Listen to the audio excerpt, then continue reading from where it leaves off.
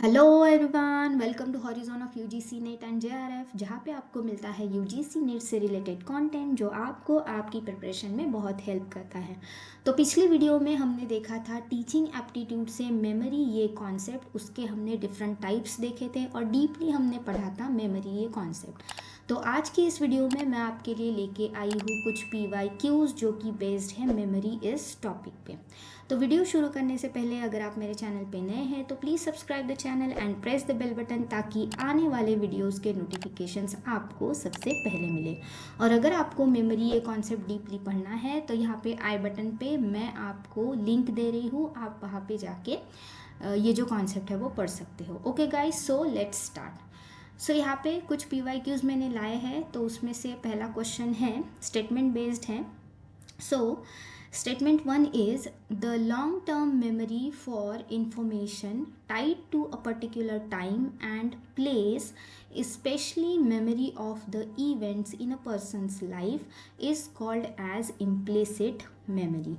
Okay, so यहाँ पे ये जो कीवर्ड आपको दिख रहा है, memory of the event, events या एपिसोडिक, स्पेशली कौन से मेमोरी में होते हैं? ये जो होते हैं एपिसोडिक मेमोरी में होते हैं, या पर्टिकुलर इवेंट्स या पर्टिकुलर एपिसोड्स जिस मेमोरी में हमारे स्टोर होते हैं उसे हम एपिसोडिक मेमोरी कहते हैं, और इसे हम इम्प्लिसिट मेमोरी नहीं कहते। ओके, सो ये स्टेटमेंट हो जाएगा गलत। ओके, सो स्टेटमेंट 2 देखते हैं क्या है। The knowledge that we are not conscious of recalling but that influences our behaviour और thought without our awareness is called as episodic memory.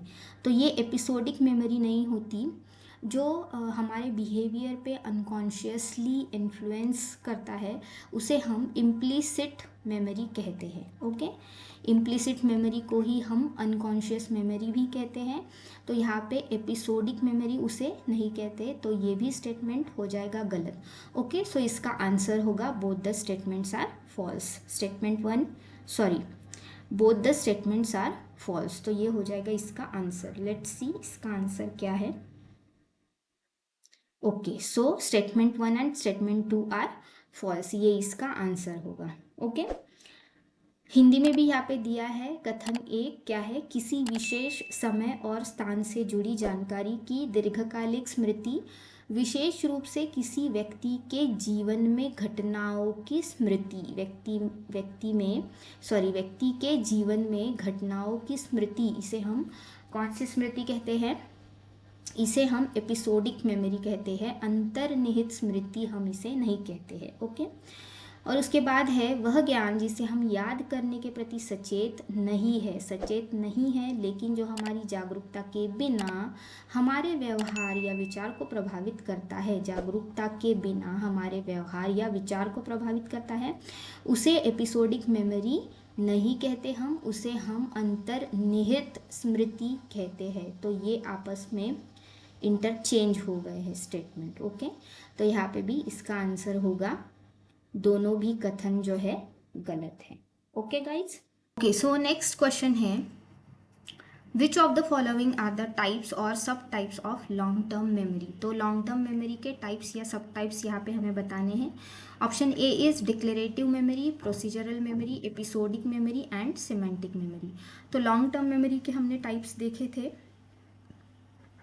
कौन से टाइप थे लॉन्ग टर्म मेमोरी के? लॉन्ग टर्म मेमोरी के दो टाइप्स थे। Okay, implicit and explicit. Implicit, explicit. तो implicit को ही हम क्या कहते हैं? प्रोसीजरल, एंड एक्सप्लिसिट को डिक्लेरेटिव। और डिक्लेरेटिव मेमोरी के टू टाइप्स थे, episodic and semantic. Episodic and semantic. Okay, so यहाँ पे डिक्लेरेटिव दिया है, डिक्लेरेटिव भी टाइप है लॉन्ग टर्म मेमोरी का। उसके बाद प्रोसीजरल मेमोरी, ये भी लॉन्ग टर्म मेमोरी का टाइप है। एपिसोडिक एंड सिमेंटिक, तो सारे ही टाइप्स लॉन्ग टर्म मेमोरी के हैं, तो इसमें सारे ही ऑप्शन सही है। तो option number 4 will be the right answer. Okay, Hindi में भी दिया है, निम्नलिखित में से कौन दीर्घकालिक स्मृति के प्रकार या उपप्रकार है। यहाँ पे घोषणात्मक स्मृति, प्रतिक्रियात्मक, प्रासंगिक एंड सिमेंटिक चारों ही टाइप्स लॉन्ग टर्म मेमोरी के हैं। Okay, so we'll see the next question. Statement 1, implicit memory refers to intentional or conscious recollection of information. implicit memory में कॉन्शियसली रिकलेक्शन ऑफ इंफॉर्मेशन होता है? नो, इम्प्लिसिट में consciously नहीं होता, unconscious memory होती है। Explicit memory refers to memories people are not consciously aware of but that can affect their subsequent performance and behavior. ये भी गलत है। Explicit memory conscious memory होती है और conscious behavior होता है हमारा explicit memory में। ओके, सो ये दोनों स्टेटमेंट्स बिल्कुल भी गलत है। Okay, so both the statements are false, ये इसका। सो नेक्स्ट क्वेश्चन है मैच द पेयर। यहाँ पे दिया है लिस्ट 1 में न्यूरल सिस्टम ऑफ ब्रेन, उसमें 4 ऑप्शंस है, conscious, unconscious, motor skill and own experience. And list 2 में है implicit memory, procedural, explicit and episodic. Okay, तो कॉन्शियस मेमोरी किसे कहते हैं हम? एक्सप्लिसिट मेमोरी जो है वो कॉन्शियस होती है, तो ए का हो जाएगा 3 और ए का 3 यहाँ पे एक ही ऑप्शन में है। Let's match another options. Unconscious, implicit memory unconscious होती है। उसके बाद मोटर स्किल्स कहाँ पे होते हैं? प्रोसीजरल मेमोरी में मोटर स्किल्स होते हैं और ओन एक्सपीरियंसेस एपिसोडिक मेमोरी में होते हैं। तो बी का यहाँ पे है 1 यस, सी का है 2 एंड डी इज 4। ओके, तो ऑप्शन 2 जो है वो बिल्कुल सही ऑप्शन है। ओके, हिंदी में भी दिया है यहाँ पे सचेत अचेत मोटर कौशल, अपने अनुभव एंड अंतर्निहित स्मृति, प्रतिक्रियात्मक स्पष्ट स्मृति, एपिसोडिक मेमोरी।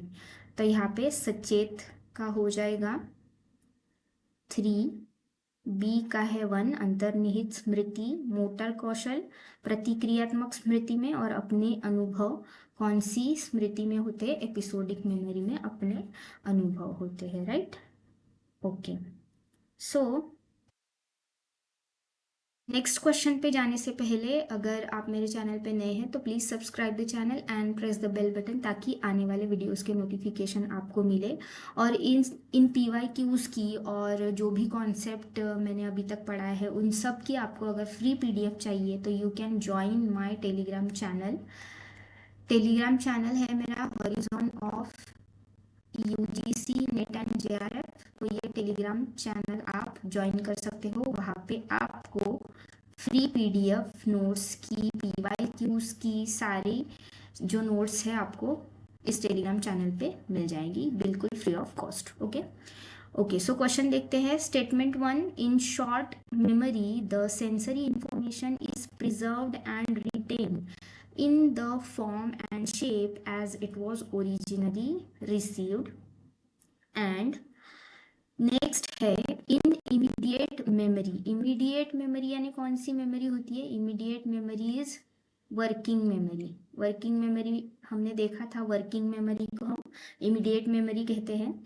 तो इमीडिएट मेमोरी में क्या होता है? Sensory information is subject to a process of encoding for being retained in the form of special visual and auditory impression, symbols, signs and words. Okay, so इसका answer क्या है? इसका भी आंसर, दोनों ही स्टेटमेंट्स ये गलत है।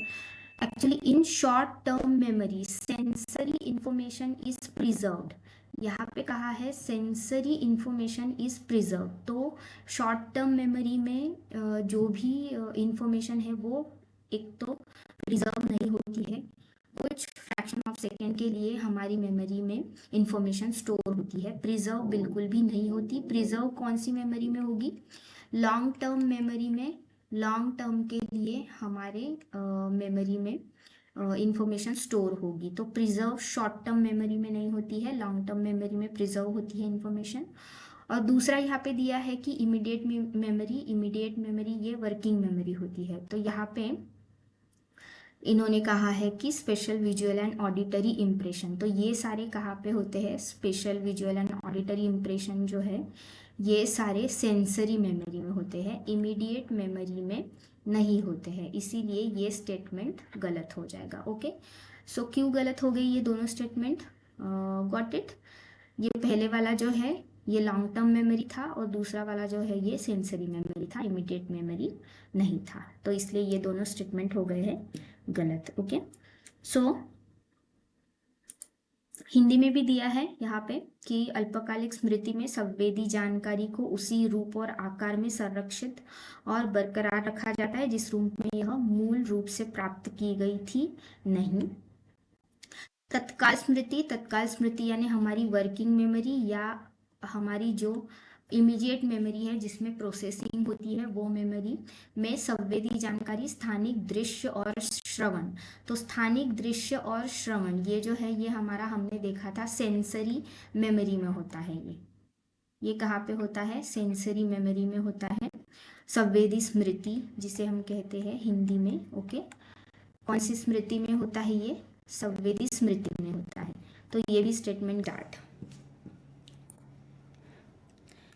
सो फर्स्ट क्वेश्चन है which step is prominent in the syntax of teaching model of memory level and understanding level.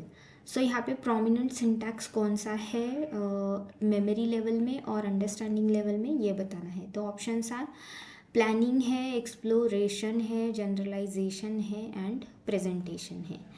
तो आंसर क्या होगा यहाँ पे? Answer will be presentation. Okay, answer क्या होगा? प्रेजेंटेशन। प्रेजेंटेशन ये एक प्रोमिनेंट सिंटैक्स है मेमोरी लेवल में और अंडरस्टैंडिंग लेवल में। यहाँ पे हमने सिंटैक्स नहीं देखे थे, सिंटैक्स भी हम देखेंगे। ओके, नेक्स्ट वीडियो में हम सिंटैक्स देखेंगे कि memory level, understanding level and reflective level के डिफरेंट सिंटैक्सेस है।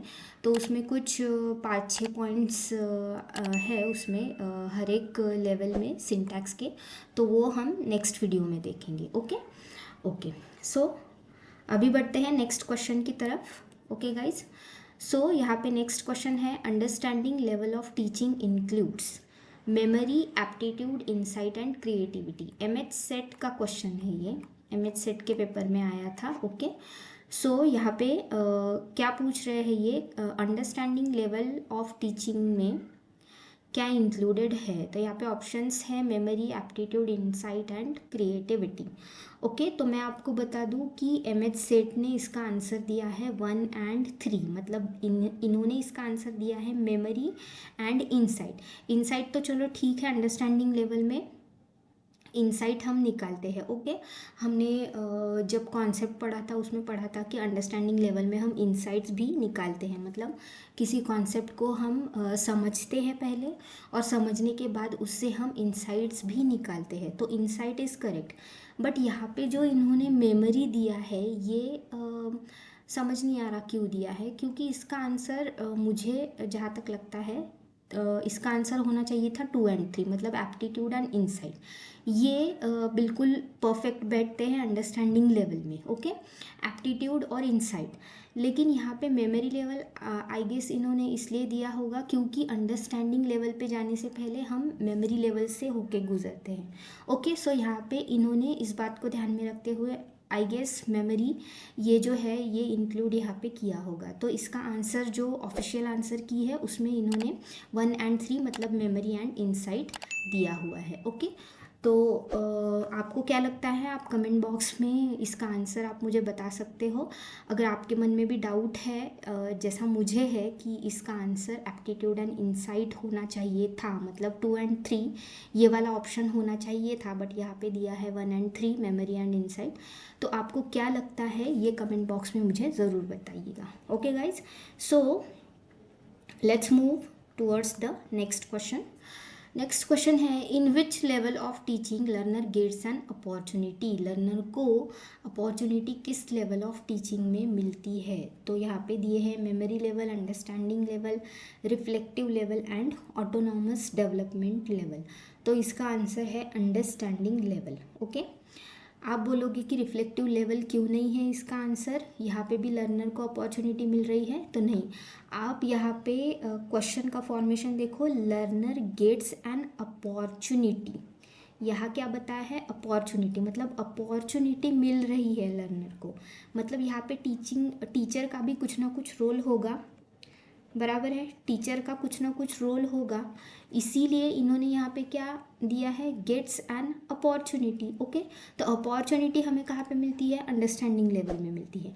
मेमोरी लेवल में लर्नर को अपॉर्चुनिटी नहीं मिलती, जो भी टीचर होगा वो आपसे रोट लर्निंग कराता है, आपको इन्फॉर्मेशन फैक्ट्स दे देंगे टीचर, और बच्चों से जो है वो रोट लर्निंग कराएंगे। ओके, मेमोरी लेवल पे। और रिफ्लेक्टिव लेवल में क्या होगा कि रिफ्लेक्टिव लेवल जो है वो पूरा ही लर्नर सेंटर्ड है, रिफ्लेक्टिव लेवल जो है वो पूरा ही लर्नर सेंटर्ड है।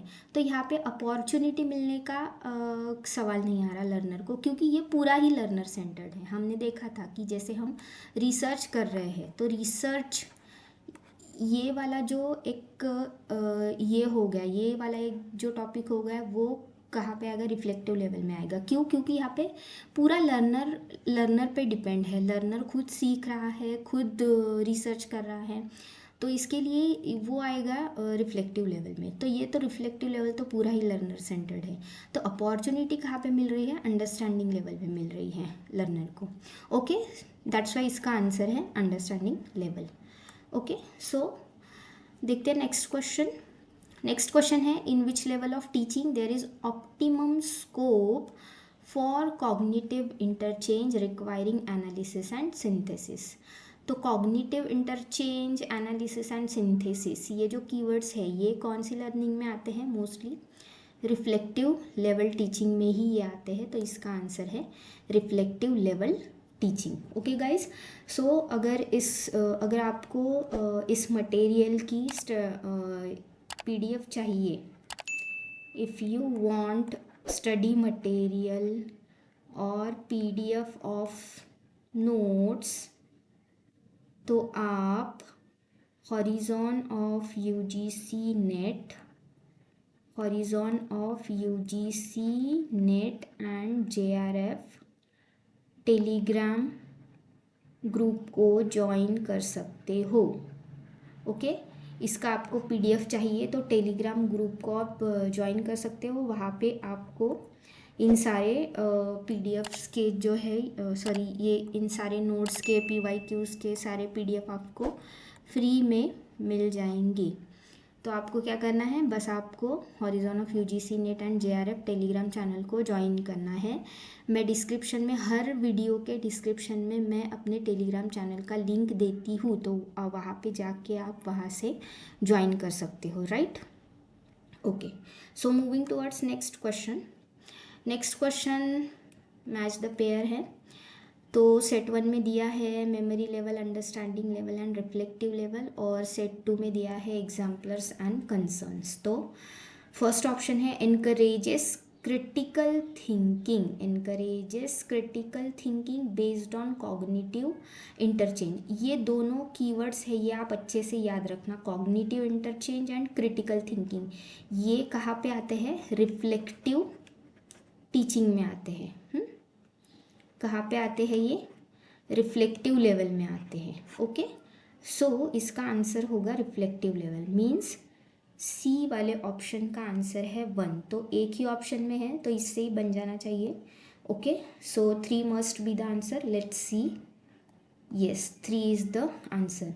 मेमोरी लेवल का क्या है, मेमोरी लेवल में रोट लर्निंग आता है अपना, फैक्ट्स, ये देखो यहाँ पे recalling and recognising of facts, तो ये ए का हो जाएगा 3, सी का हो गया है 1।